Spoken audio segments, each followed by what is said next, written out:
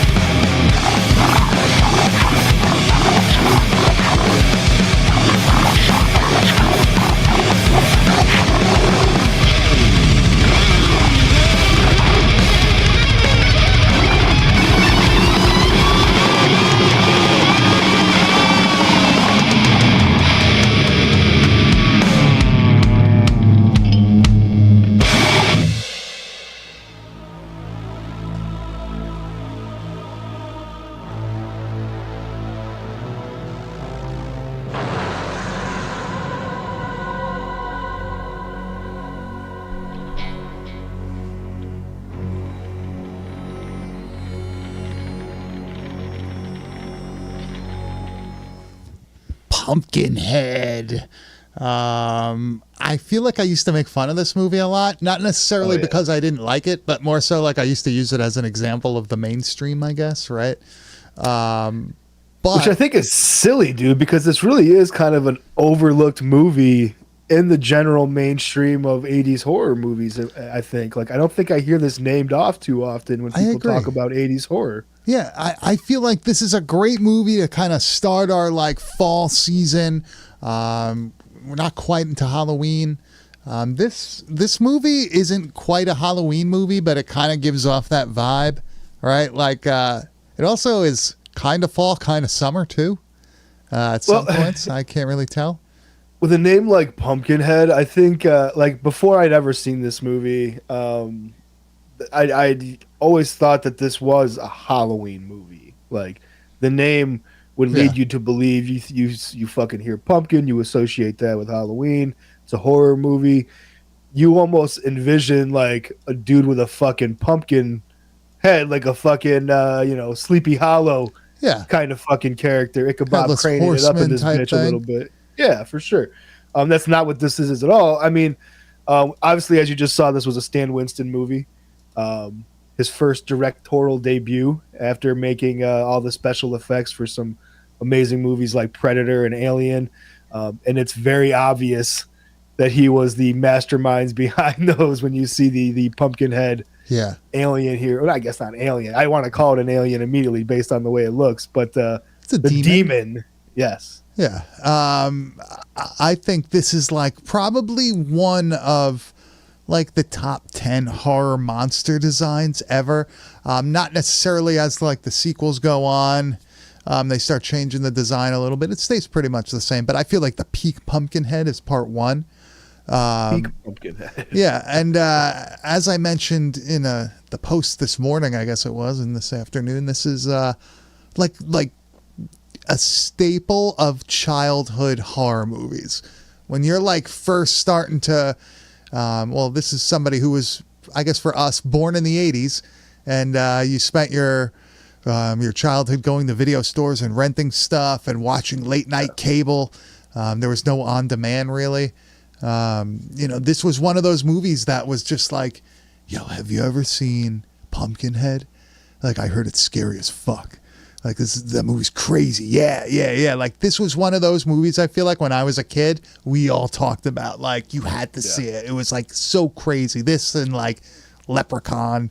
And obviously... I think I had to be about 13, maybe even 14 by the time I actually saw Pumpkinhead.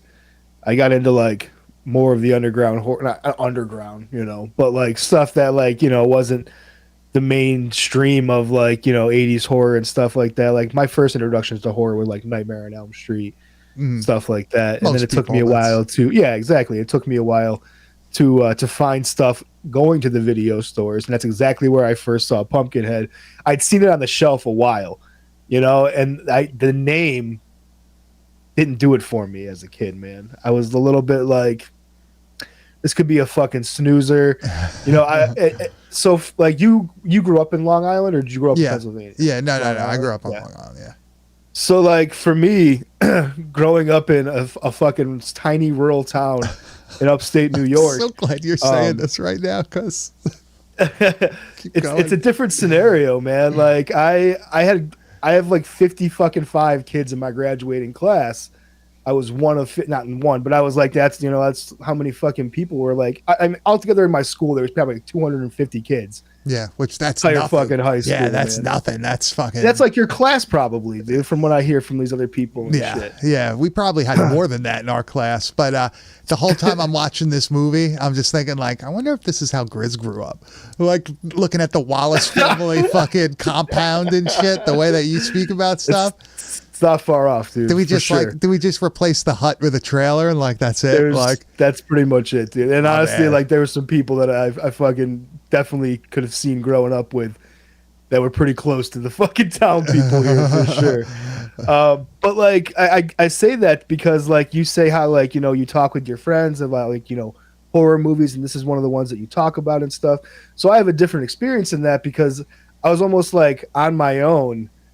I didn't have like this large group of friends that like were into horror movies, that were like seeking them out, renting them. yeah, Like really, it was just like me and my older sister. We would go every weekend to rent movies, and we would always get a horror movie. And that's where I started like really getting into them and like venturing into it on my own at that point. So like I had seen Pumpkinhead. I had no one to fucking talk to this movie about, or like yeah. Gotcha. like yeah. I'd go to school and mention this movie, and there's not a single fucking person at my school that had ever seen. I was lucky to talk about fucking Friday the 13th with somebody. At my school kind of a situation. I guess I was lucky that when I was younger, like the people that I connected with, like when I say I was younger, I'm talking like elementary school. Like Yeah, we that's were awesome. we were already watching these movies. One of my friends had like already a room filled with like Nightmare on Elm Street shit. This is, you're how old? Like 9, 10, around there. I got into it really early. Luckily, I guess growing up where I was, it was very accessible. Lots of video stores, lots of people around, lots of older siblings to show you things, lots of just, I guess, like media around you. Yeah, you probably had like multiple video stores you could have went to and like rented from. Oh yeah, right?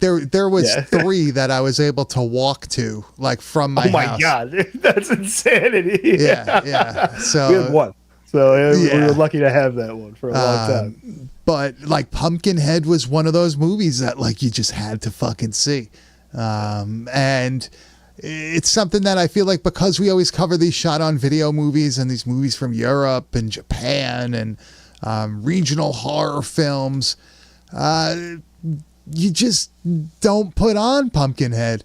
You know what I mean? I It just forget how gets- good it is, dude. Honestly, Dude, we said before, I was like, yo, man, did you like this? And you're like, yo, I fucking love this movie. This is and I'm so like, good, dude, I kind of am shocked how awesome this was. Like, this movie's fucking great. and it's like that every time I watch it, where I'm like, oh, fucking punk.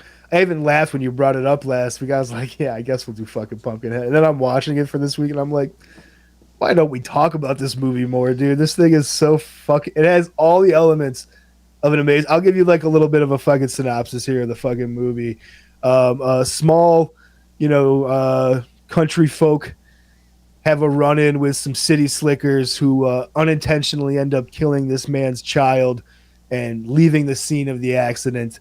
And in a heated moment of wanting revenge, he helps. Or he invokes the help of a witch to bring back the demon of Swamp Pumpkinhead Witch. to seek out revenge for his dead child. Yeah, so Great this fucking movie base of a story. is supposed to take place in North Carolina. That's Is where. that? I was wondering the whole time. I never looked it up, but I didn't Yeah, know. I had to look it up. It was filmed in California, but it was supposed to be North Carolina. Makes sense, I guess. You got those types of folks out there and up there in them hills. But the setup and premise of this movie is really cool. Like, You have a little bit of it's a monster movie, obviously, but you have that like backwoods horror thing going on. You have, like regional folklore type shit with which I love. Yeah, with like Haggis the witch, where she looks like she's fucking 200 years old. That's like I could have taken all of our scenes from just the witch shots, and I'd have been fucking happy because everything that happens in her house, the way everything looks, it's incredible. Yeah, amazing stuff, man. Apparently she was in Problem Child. It said Miss Robinson. So she. Oh, I love that. I didn't get a chance to try to figure out who she was, but I thought that was incredibly funny. There's actually a lot of people in this movie that are in other things where you're like, oh shit. The girl Maggie, the one that's like wearing the cross and everything. She's the fucking main girl in Ghoulies 2. No shit. Yeah, the one that was like, I could totally fucking see that. The one that was like the trapeze artist and all that. I recognize this cabin right away as being from fucking Friday the 13th Part 4. This is definitely the fucking same cabin. Is it the same cabin? It has to be, dude. It looks identical. It definitely looks like it's the same like area where they filmed. Let me see if they actually I don't know if they say it anywhere. We'll have to look into that. But I did actually get that feeling. I was like, this kind of looks like... Feels like familiar, right? Yeah, like where they filmed like a Friday the 13th or something. Yeah. Just the way that like, maybe not Part 4. Maybe like, to me, it felt more like Part 6 or like Part 7. One of those later ones. I don't know. I think of like, I have no idea. The way the woods look and all the different... Because that's like the giveaway is like how the actual like... the trees and stuff like nicely that. Nicely paved, like road through the trees. But let's get into this movie. I feel like we've talked it up enough. It's time we actually dive into it. So, movie starts with these kids going into this. Well, actually, no, it doesn't start with the kids. Yeah, we get a flashback. You get action right from the start. How do you feel about a good fucking flashback to kick off a horror movie, dude? Dude, it sets up our Lance Henriksen fucking main character here. Always gets me pumped, man. Yeah, this movie starts with a flashback that immediately shows you fucking Pumpkinhead, right? You immediately get to see him. Maybe not. It's my favorite view of him. Honestly, that silhouette shot that we get here is incredible. It's like in Mad Men when he's like at the top of the hill with the fucking fog. Let's roll this clip because we actually have it. So you get like this blue. I guess it's supposed to just be nighttime. I guess they're just shooting day for night or whatever. But it's supposed to be probably like 50 years ago or something like that. Yeah. And we see this dude getting torn the fuck up by Pumpkinhead, and there's a little kid looking out his window. And maybe even like 35, 40 years. Yeah. Henderson's got to be about 40 in this film, right? Yeah, so he sees Pumpkinhead fucking some dude up on the hill. And all I can think about is where I live, if I like look off into the distance, like there's a hill, it's like one day, like you're just like getting a drink at night. You look out your window, and it's just fucking Pumpkinhead like ripping somebody apart. It's like, what the fuck do you do? Great silhouette. Do you just like you shut the blinds? And just like go to sleep? Yeah, and like sell your house. Sell your shit the next day and move. Be like, yeah, I'm out of here. And I love that this is like you kind of brought up before that this is kind of like an urban legend in these parts. That even like we'll see at one point like the kids kind of like taunting one of the other kids about Pumpkinhead coming and shit like that. Like, I love that idea that it's like this creature that's known for coming for people who have done bad things.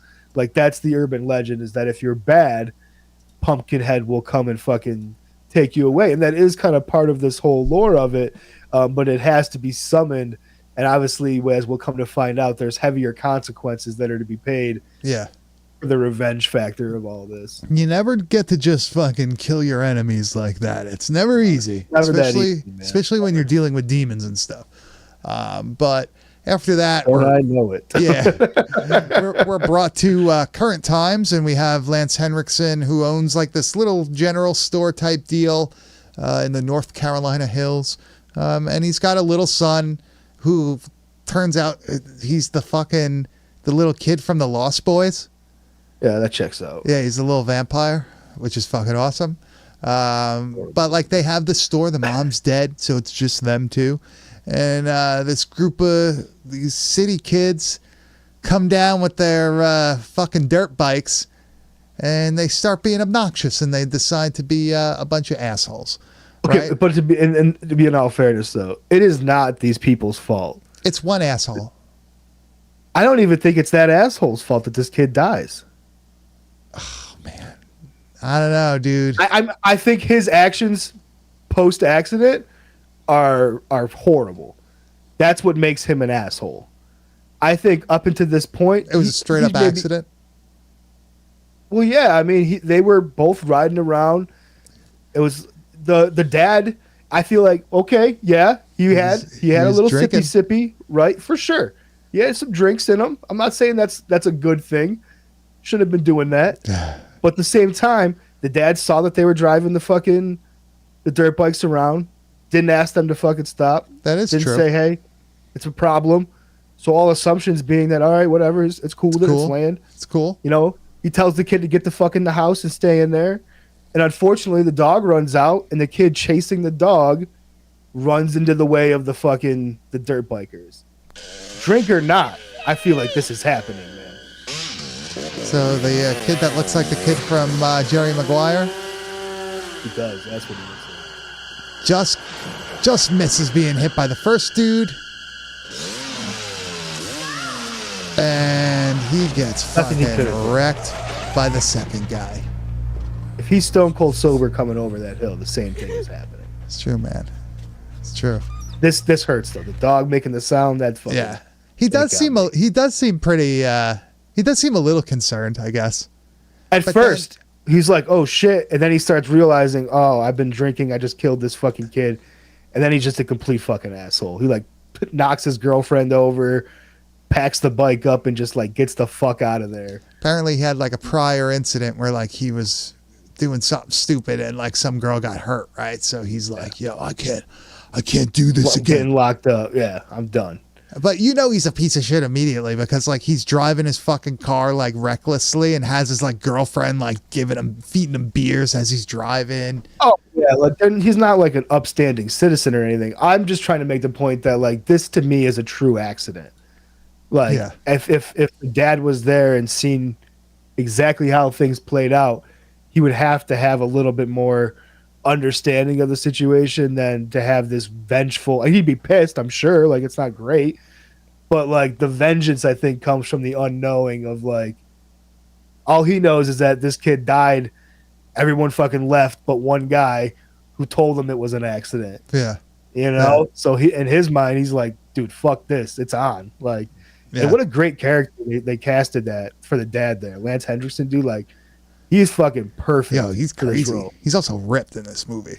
Yeah, he's Right? an old Peak. man Jack. He looks great. Yeah. Yeah, like he should be throwing bales of hay around, right?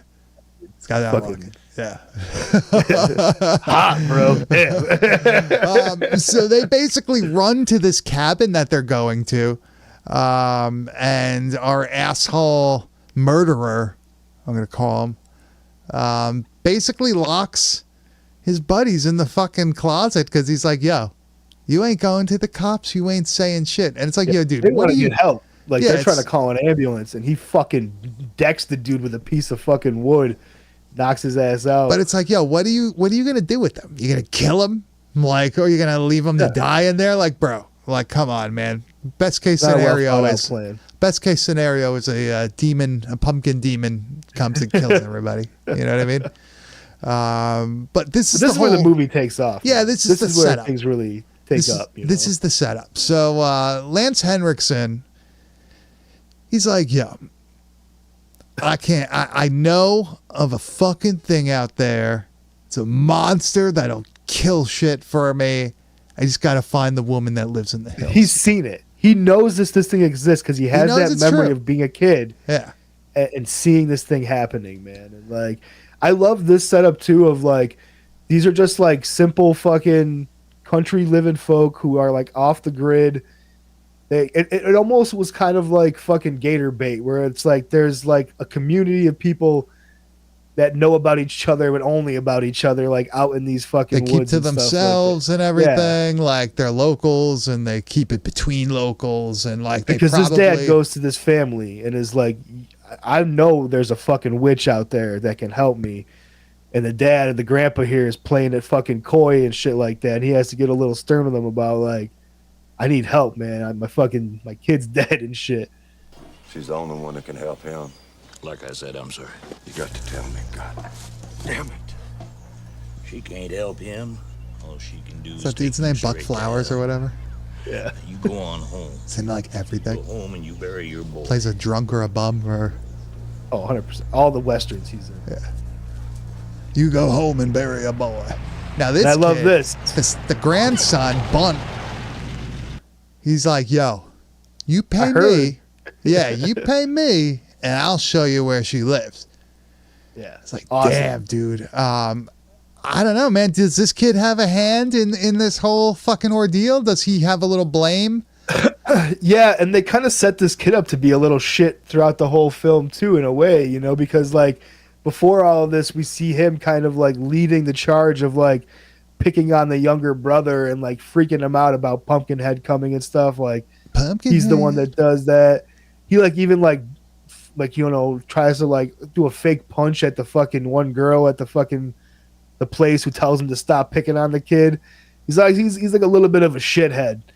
And then like he does this, and I'm already thinking, I'm like, man, like this kid definitely has a fucking hand in all of this. Without him being there, none of this fucking happens. Like he's going home to bury his fucking kid, really. Yeah, because like the grandpa knew, like, yo, this dude's emotional right now. Like this is not what you want. Like he's like a fucking straight up like good dude. This other guy, the Wallace guy. Go home, bury your fucking boy, dude. That line, I was like, ooh. Yeah. Yeah, dude. Bury your boy. Goddamn right. But he doesn't, man. He finds goes, the witch. Yeah, he goes with the kid out into the swamp and goes to the the creepiest house you could ever find, covered in vines, and it's got like green light around it and all that shit. And he finds this witch. Her name is Haggis.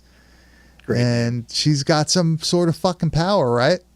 I think the one thing that is probably overlooked the most about this movie that sets it apart for me is the set design.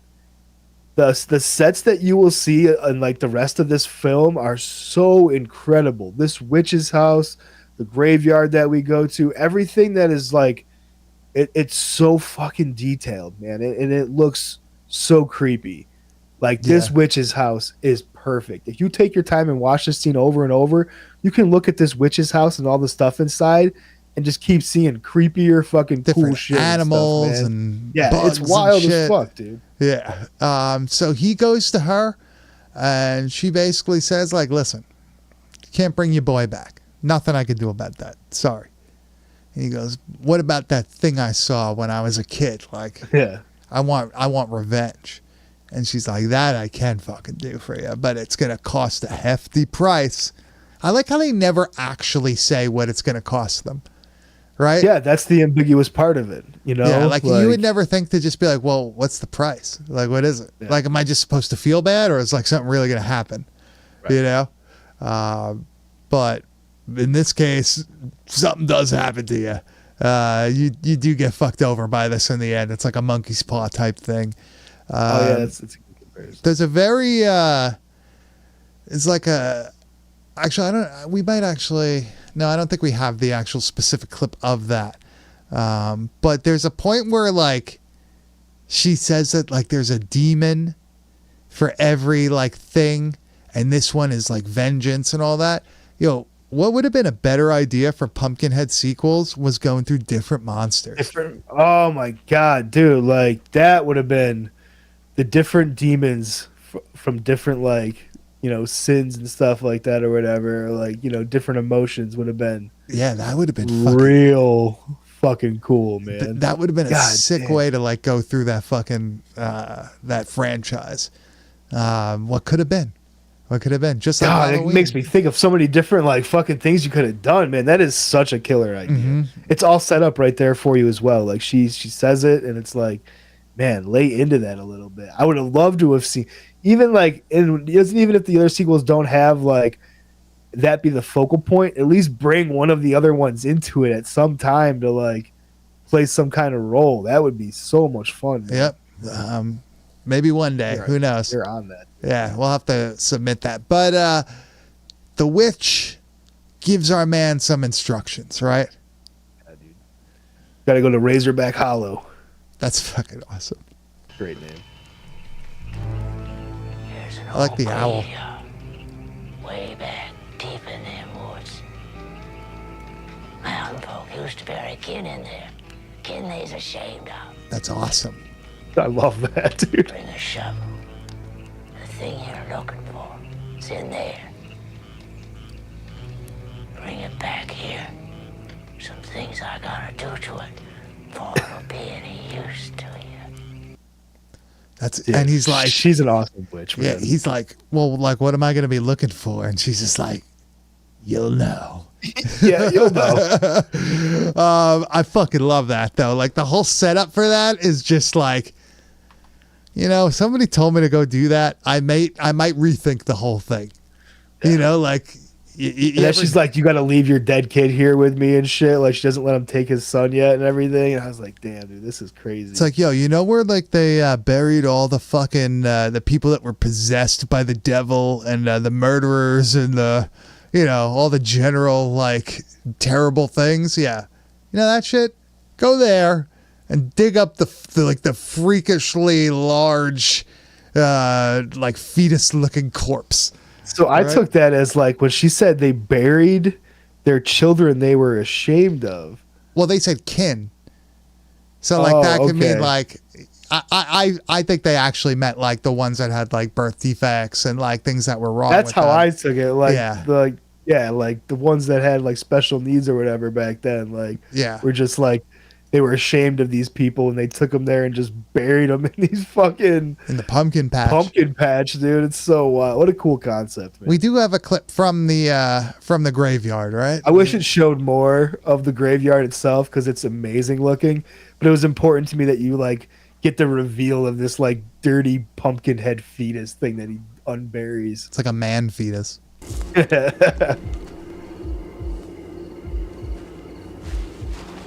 So it's like, oh, I think I found what I was looking for in this giant protruding patch of dirt, which is awesome looking too. I love the pumpkins. They're crazy looking. He finds like this like mutated looking it's not like a baby size. Like a mummy almost. Yeah, it's really fucking strange looking, but he like freaks out for a second when he first fucking realizes what he's holding. He's like, huh. What am I doing here? Yeah, there's definitely a moment of like, I got myself into some shit. But this is like the seed of Pumpkinhead. Like you need this thing to get the actual demon monster going. So yeah, he brings this back to the witch. And this is such a cool scene, man. This like the rebirthing of Pumpkinhead really. Like she does this ritual where she like collects the blood from him. She collects the blood from the dead child.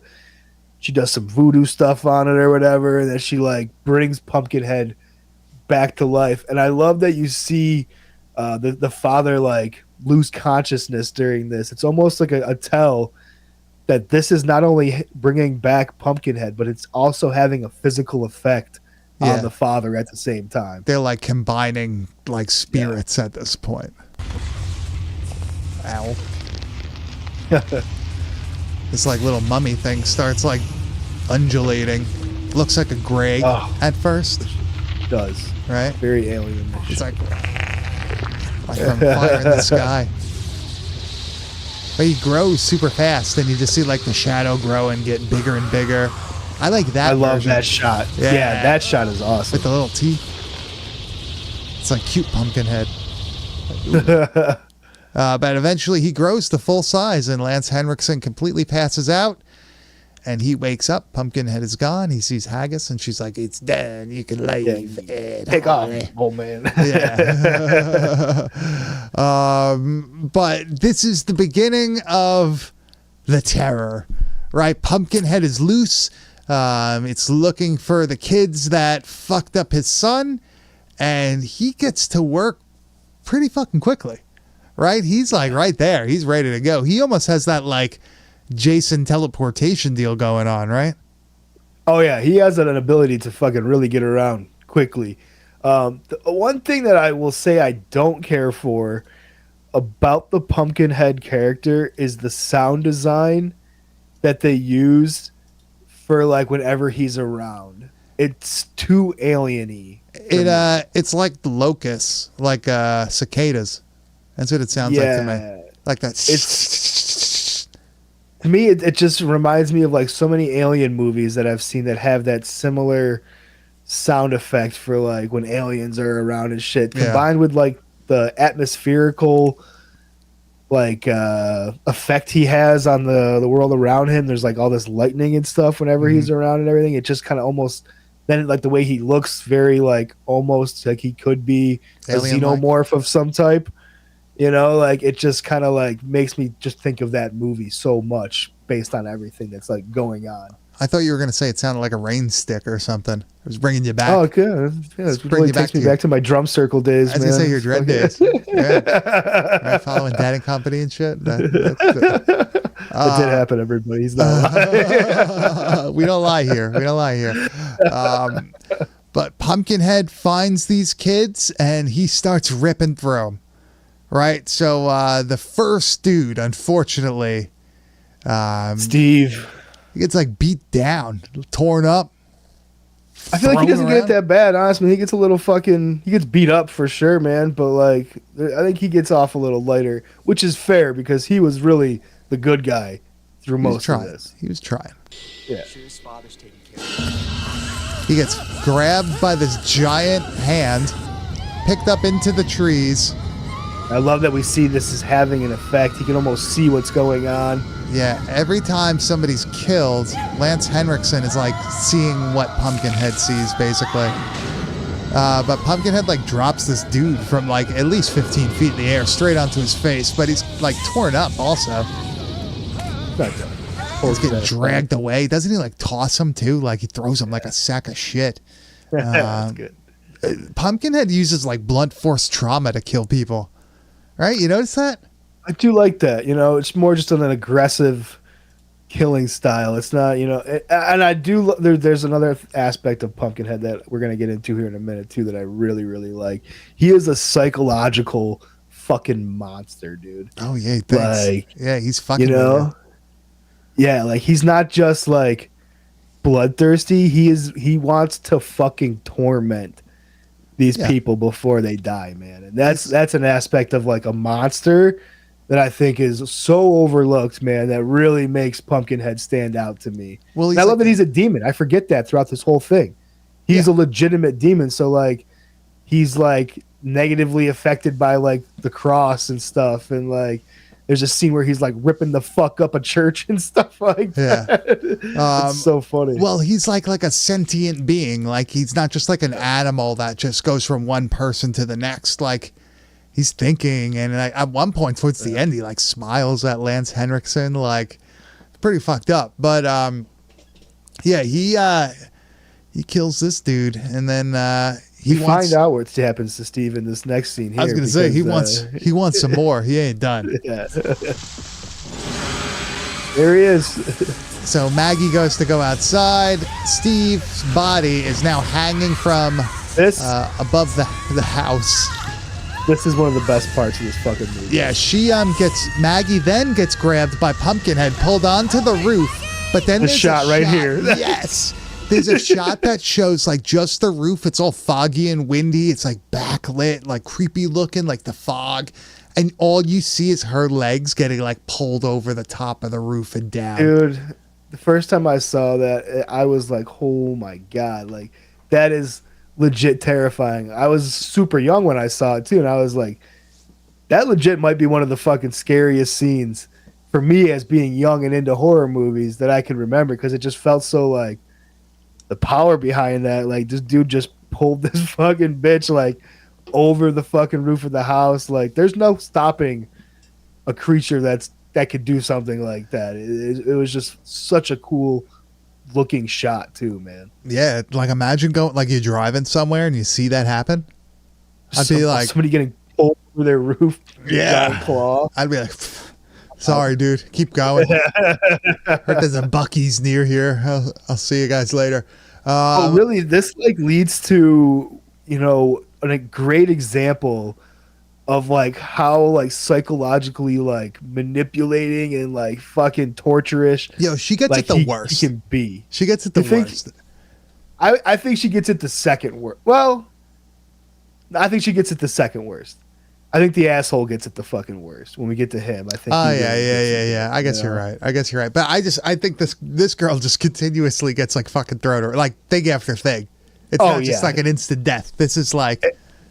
And what we see here is the fact that she's alive when this is happening is what makes this like that much more fucked up to me. Dude, like if it was just a dead body that they're doing this to, fine. Dude, I'm fairly certain she's alive after this. After, yeah, like and then bleeding out. Yeah, like on this the is counter, she's not dead after this. Like she dies later, but she gets pulled over the roof. They go running looking for her. Where the fuck is she? She's in the fucking tree, like 40, 50 feet in the air with Pumpkinhead in a tree. This is the different girl. Oh. That's the girlfriend of the asshole. This is the girl with her face in the window who they fucking with Pumpkinhead. They all go back in the fucking cabin. They can't find her. And all of a sudden her face pops up in the fucking window. And Pumpkinhead is like, well, don't they drop the girl that gets pulled over the roof? Doesn't he drop her on a rock? yes. That's fucking brutal. That is a different girl that gets put through the window. Yes. Okay, wait. Do you guys want to see what it looks like getting dropped on the rock? Like, Yeah, actually, you don't even. Yeah, we should definitely show that. Yeah, let's do that. Hold on. So they're It's a looking. great shot of Pumpkinhead too. Yeah. She's yelling, like moaning, and they look up, and she's up in a tree. Pumpkinhead like holding her by the head, and he just drops her. And it's not like good enough that like he dropped her on the floor. He dropped her like right on a giant boulder. Yeah, broke her back. Boom. That's fucking horrible. But then the asshole's girlfriend, like. That's the asshole's girlfriend that just fell on the rock. That was the asshole's girlfriend. Yes. Okay. This is the girl that got pulled over the roof. This is Steve's girlfriend. Oh. That gets her face fucking smashed through this window. This is Maggie. Yeah. That's the name. She does, in my opinion, she gets it the fucking worst. This is brutal. Pumpkinhead is holding her face against the fucking window, like smushing it around. Yeah, she's still alive. And he just forcefully pushes it through the glass, and it cuts her throat.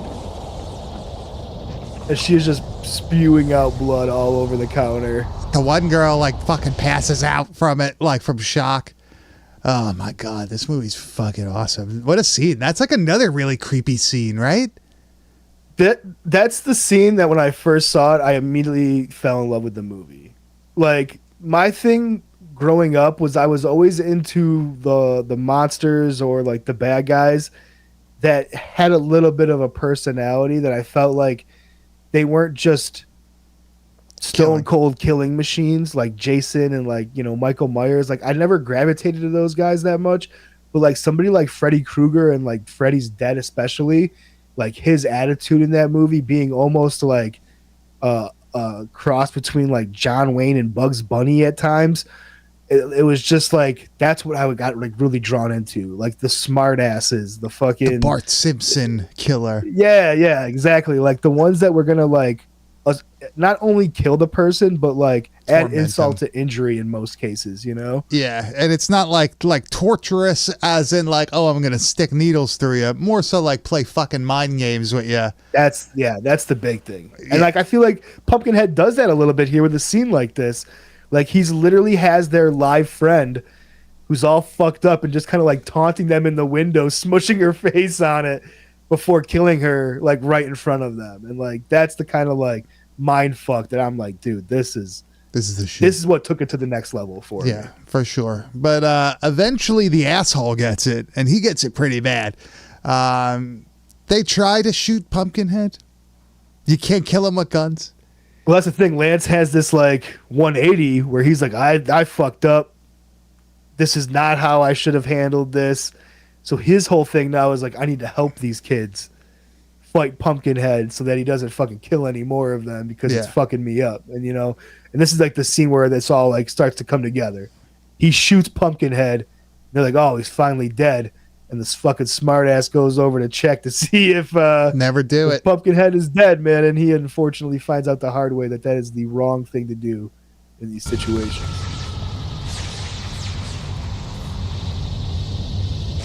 So Pumpkinhead gets up, grabs him, pulls him down, grabs the gun. That is his gun. Looks like he's gonna shoot him, but nope. Impales him with it.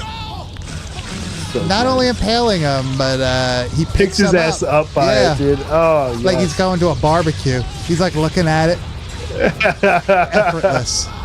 That is a pretty bad way to go. Yeah, I guess you're right, man. Doesn't even. I wish they would have shot the gun while it was thrown. That's the thing I was waiting for. I was waiting for the gun to go off inside of him when he first like impaled him. I was like, oh, is he gonna shoot it now that it's like inside of him? I thought that'd have been a cool. I would have liked to even see it as he's holding it up, like a shot go off. Like, yeah, that would have been fucking awesome. But I like the whole idea that like Pumpkinhead cannot be killed. Yeah. Like you can't kill him. They do, however, figure out that there is a way to stop Pumpkinhead. There is a way to technically kill Pumpkinhead. Fortunately for Lance. Unfortunately for Lance Henriksen, you have to kill the person who basically brought him forth. Yeah, so it's basically almost like your soul has been intertwined with this demon to bring him forth through that blood ritual that was that occurred, and Lance is almost like Lance is the one that puts it together that like I have to die in order for this thing to fucking be finally taken out. We don't have time to show all the scenes that I took and everything, but there's a cool witch scene where he was like talking to the witch about all of this, and like the witch was like, "You got to let it play its course, dude. Like there's nothing you can do." Yeah. And like he ends it by being like, "Damn you to hell," and the fucking witch has the most amazing line, being like, "God's already damned me," or some shit like that. Like, he already has. I was like, "Oh fuck yeah, dude!" I was like, "That is fucking hard as nails, dude. I love it." I think that's why I would have rather had like the alternate Pumpkinhead timeline, where there's the other demons brought by fucking Haggis the witch. I just wanted more of that shit. Like it's so creepy. Like imagine fucking like in real life going and interacting with somebody in the swamp like that. Like, dude, I don't know, man. That would scare the fuck out of me. And I'm a big dude. Like, probably hard pass, dude. I'm good. Like taking the chance. I'll go get a therapist. I think. I don't know if I'm gonna go fucking visit Haggis, but I like the way that Lance Henriksen figures out that, like, they could kill Pumpkinhead by killing him by basically accidentally bumping into a pitchfork, and it goes into his shoulder, and he's like, ah, fuck, and he sees Pumpkinhead also go, ah, fuck. Well, yeah. I was like, oh, there we go. She's also blasting him with a flamethrower at one point, and guess what, man? That don't do shit. This dude's from fucking hell. He's straight from hell. The pumpkin patch from hell. Fire ain't doing nothing to this guy.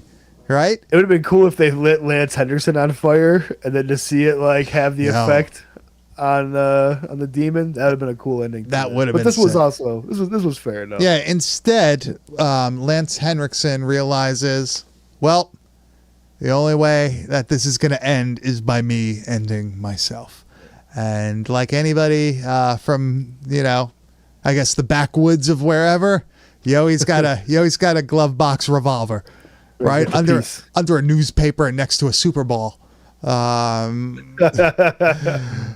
this is where Lance finally realizes. Well, actually, he tries to do it himself first, and he's not able to. No, and he tells this girl though, he's like, "You gotta fucking shoot me, bro. Like this is it. Kill me." By the way, Bunt Wallace, the hillbilly kid, he'll face turn. Oh, totally. So yeah, she ends up shooting Lance Henriksen a bunch of times, which ends up also killing Pumpkinhead. Now at this point, Pumpkinhead's face has also morphed into a more human-like look, right? More And it resembling. looks a lot like fucking Lance Henriksen, man. Yeah, and his face is now starting to almost change into Pumpkinhead also. Love that effect. Now, once they kill Lance Henriksen, Pumpkinhead, his corpse bursts into flames. Of course, there could be no evidence of such a thing. He has been returned to hell, but we don't have the clip here because you really have to just go see it yourself. At the end, we see Haggis the Witch burying something in the pumpkin patch, and it is another little like fresh looking Pumpkinhead fetus thing, and it's wearing the necklace that was given to Lance Henriksen by his son, showing that whoever that was before, that was the last person that brought Pumpkinhead into the world, right? From when he was a kid. She's gonna be ready for the next, man. She knows it'll come eventually. Now there were 3 other movies? Were there 4 Pumpkinhead movies? Something like that? I think there's a 4th. You might be right. I know 3 for sure. I've seen the 3 of them. I feel like I've seen all of them at one point. This is the best. I know. Yeah, this is definitely the best. I feel like the second one I remember being pretty good, but I feel like did they deviate like Third one's almost unwatchable. Yeah, I was thinking about maybe watching that, and I decided against it. I was like, I'll just watch the first one again. That's a good call. Yeah, I'll just give this one another shot. But fucking Pumpkinhead is probably, no joke, one of the best like monster movies that I've ever seen. Right? It's very good. The monster design is incredible. The monster personality is really interesting because it's not a monster. It's like this demon monster. So it has these abilities that like a typical monster movie, thing doesn't have in most cases. And I think that's like what a really person. sets it apart.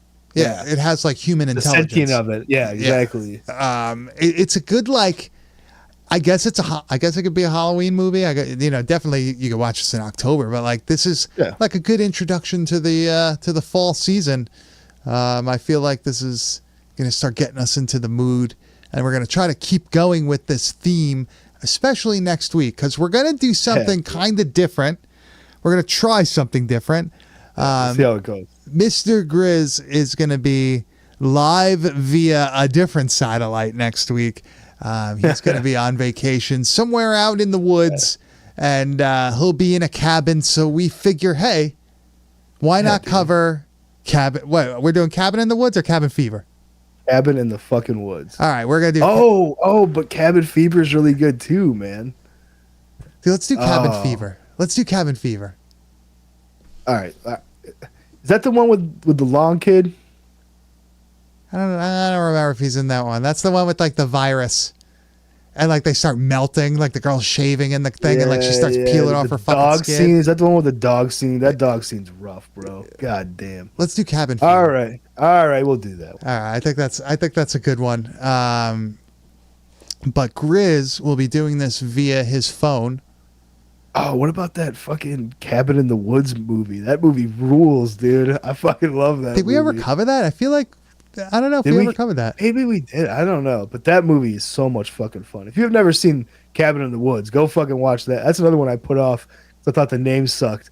Then I watched it and I was like, what the fuck am I doing with my life? You know what? We're going to either do Cabin Fever or Cabin in the Woods next week. You got to tune in to find out.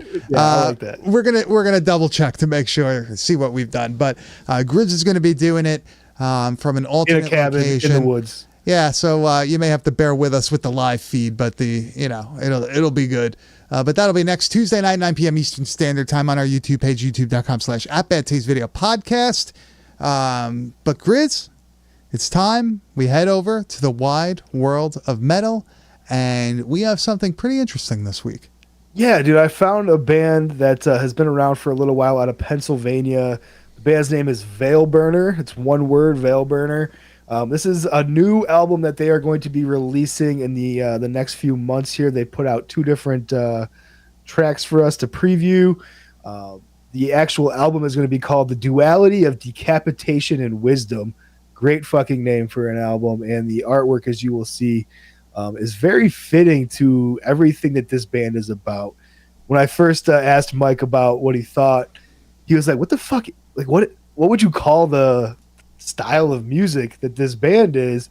And they're listed as like a blackened death metal band. But you said something else that was really fitting, and I can't remember what it was now. Death Prog. Death Prog, yes. I think that's a fucking very fitting name for this band, man, because there's nothing conventional about the way they're putting these songs together, about the choices of tones, the choices of vocal delivery. Everything is so fucking unique, and like I hate to use the word experimental because it's not like they're like a jazz band or anything. It's just very different. So let's start with Three Visions of Hex-Shaped Hiss. Behead the Howling Spirit is the full name of the song. We got two different snippets from it. Let's start with the first one here.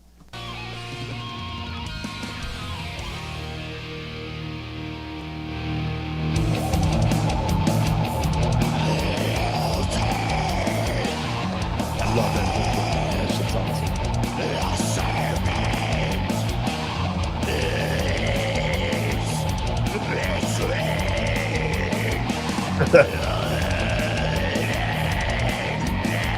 Should get this artwork tattooed on your back. That's a sick back piece for sure. It almost feels like Dream Theater-ish. Oh, interesting. Okay. Like, I didn't make that connection. The music, obviously, not the vocals. Yeah, not the vocals. Yeah, of course. Let's play. Let's play. It part does two. have that.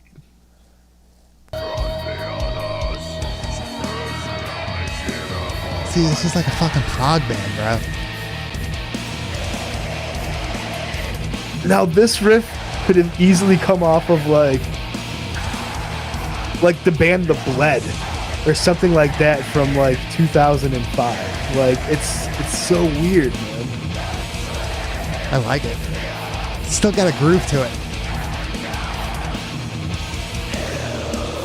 Dude, I love It's that. so different. It's so fucking different. Like, I think that song is decent, but it's funny that we both agreed that this other track is really fucking cool. This is the track that I kind of really is what I found first before I listened to the other one there, the Three Visions of the Hex-Shaped Hiss. This is just like really makes me more interested in what else this album is going to have to offer. This goes in a little bit of a different direction than that song. This is Shadows of a Shadow. Cool fucking name for a song.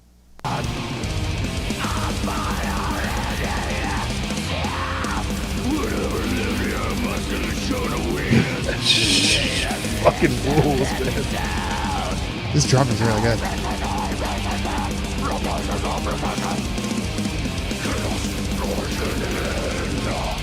Those vocals kick ass, man.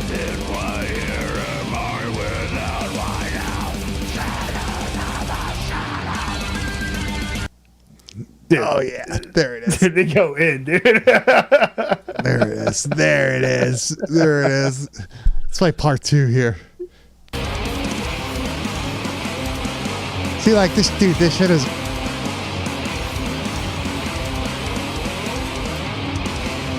It's definitely proggy.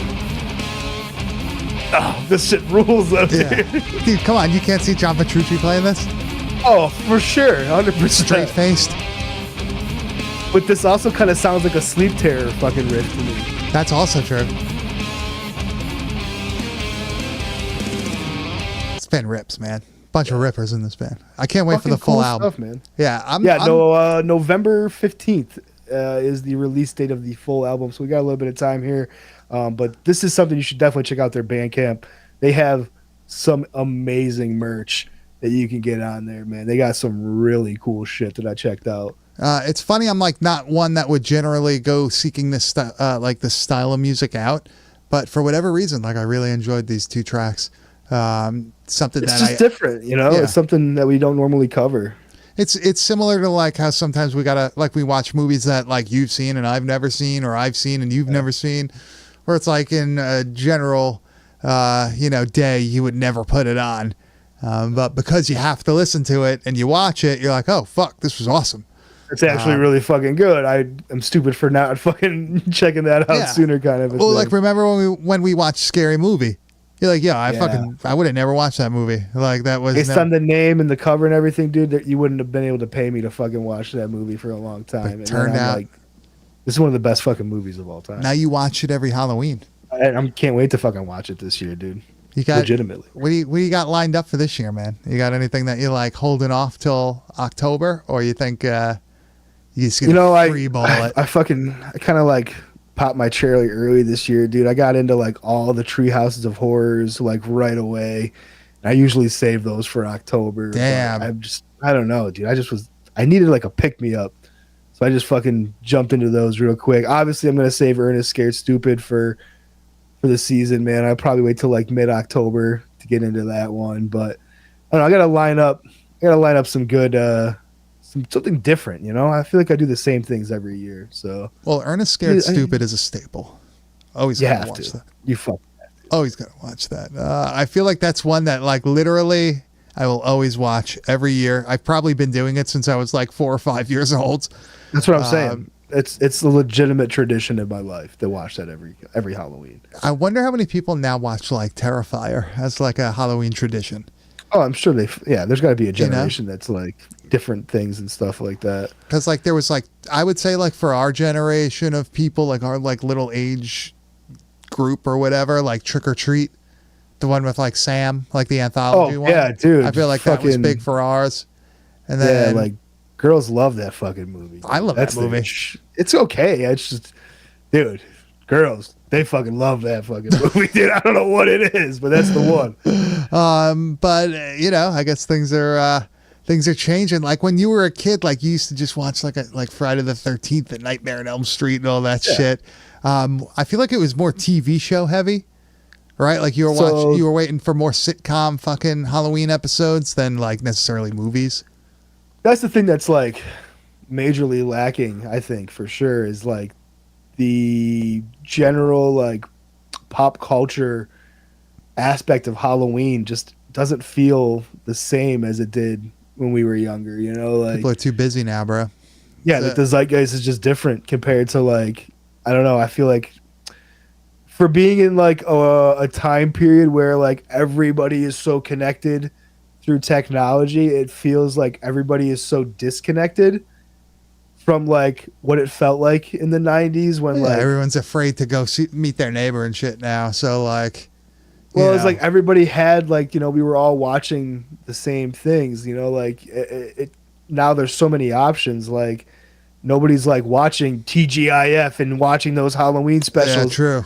Then you go back to school and like every fucking kid watched that because that's what their only options were on the fucking channels that you got, really, you know, and like it's just a different time, you know. So I think that's the big thing for me about Halloween now that just feels so different is the way that the general public and like, you know, media handle everything about Halloween. Watered down.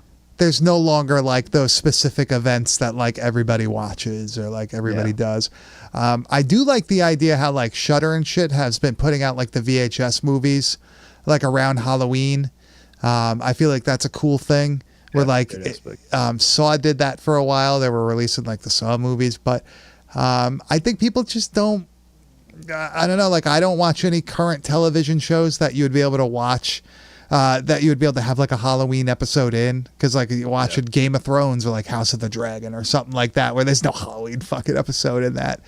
And like I don't watch the new Simpsons episodes. Like I'm not current on that. I guess it's just a different time, man. Too many other options. You grow up, you get into different things. I don't know. But then I just end up watching all the old stuff from when I was a kid. So it all checks out, man. Yeah, but like the fucking old Tool Time, fucking, you know, Home Improvement. Like, those are those Halloween ones Halloween. Were good. Yeah, amazing. You get to dress up like fucking Raggedy Ann and Andy. It's such a good episode. I don't know, man. I have to say though, my neighborhood is fucking popping on Halloween. Yeah, that's cool as fuck. Man. Lots of trick or treaters and shit. Man. I see a lot of people with like Halloween decorations up and stuff. So at least I got that going. You guys decorating? Yeah, fuck yeah. Every year we do. When I was in New York, like you saw less and less people decorating. It was really kind of like depressing. It didn't even look like Halloween anymore. You know, it sucks. That's what's cool about living in like a little small suburb too, is that like, you know, my block, I got a ton of people who have like go all out. Yeah. Huge fucking decorations, man. It's awesome. That's fucking great. Well, Grizz, I think that just about wraps it up for this week. So we're gonna make our announcement, weren't we, this week about? Oh yeah, let's do it. Yeah, Grizz. Might as well set the date for everybody, get everybody in the know. Yes, go what's for it. happening here. Oh, you want me to do it? I don't know. Yeah, dude. I mean, I'll do it. You do it. Whatever. You do it. You do it. Go. All right. So we've been talking a lot about having different guests on. We want to have a big guest for the October month for our Halloween special. I think that one was definitely going to be one of our Halloween specials. We're going to have a Halloween episode, but yeah, this is the episode you're not going to want to miss come October, and it is going to be on October 22nd. That is October 22nd, Tuesday night, here at 9 o'clock. We are going to have the one and only Brian Paulin live on the show with us, covering the movie Fetus. He is going to dive into this with us. He's going to tell us a little bit about his backstory. We are going to force him into picking one of his favorite death metal or black metal albums of all time, and he was going to be in on it for the wide world of metal. He's going to live the whole Bad Taste experience with us for that hour. So that is an episode to mark down on the fucking calendars, man. I am so excited about this opportunity. If the name doesn't ring a bell, he was the one that brought you At Dawn They Sleep, Cryptic Plasm, all the bone sickness, all that good fucking hyper gore shit. A modern fucking master of gore is what he is, man. He is the embodiment of what you can do with amazing practical effects with modern filmmaking. If you don't know who he is, do some fucking homework, man, and then buckle up for an amazing movie with Fetus, because watching that one with him, I think, is going to be a fucking serious time. We'll be discussing it with him. We're not gonna. Well, yeah, we're not watching the whole thing, but we're gonna be pulling clips. Like I don't want people to get the wrong idea. Yeah. But I'm fucking excited. Hopefully, we could get some more guests for October. We gotta get EK on, man, for our Halloween episode. We gotta ask him. He better show up for the Halloween special, dude. It's a tradition at this point. What the fuck? Yeah, we gotta ask him. But Grizz, where can they find you on the internet? You can find me on Instagram at Kane_enabler. And you can find me at Bad Taste Video, and you can find everything we do at www.badtastevideo.com. We do this live every Tuesday night at 9 p.m. Eastern Standard Time on our YouTube channel, youtube.com/@badtastevideopodcast. If you can't watch it live, you could go back and watch previous episodes, or if you want to just listen to the audio version while you were at work or working out or whatever, you can find that wherever podcasts are found. So I want to thank everybody for coming in the chat. Thank you, everybody, for watching at home. Thank you, everybody, for listening at home. And we will see you next week. And hopefully we see Grizz. Hopefully he makes it through the Evil Dead, hopefully the Deadites get him after the stream and not during or before. As long as it's before I have to go back to work, I'm okay with it. Yeah. We'll see what happens. We'll see you guys next week.